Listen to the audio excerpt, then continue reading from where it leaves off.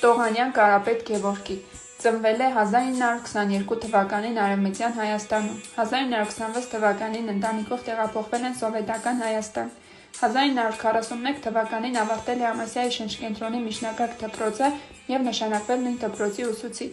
1942 թվականին զորակոչվել է բանակ։ Ավարտել է Գնդի սերժանտական դպրոցը և որպես գնդացրային դասակի հրամանատարի օգնական 409-րդ հայկական հրաձգային դիվիզիայի 677-րդ գնդի կազմում մասնակցել է Հյուսիսային Կովկասի ազատագրմանը։ Մարտերում ցուցաբերած խիզախության համար Տողանյանը պարգևատրվել է Կարմիր Աստղի շքանշանով և մեդալներով։ Մարտերից մեկում ծանր վիրավորվում է, ապաքինվում և 1943 թվականին զորացրվում բանակից, աշխատանքի անցնում Ամասիայի շնչկենտրոնի միջնակարգ դպրոցում որպես ղեկավար։ 1946-ից 1961 թվականներին եղել է այդ դպրոցի դիրեկտորը։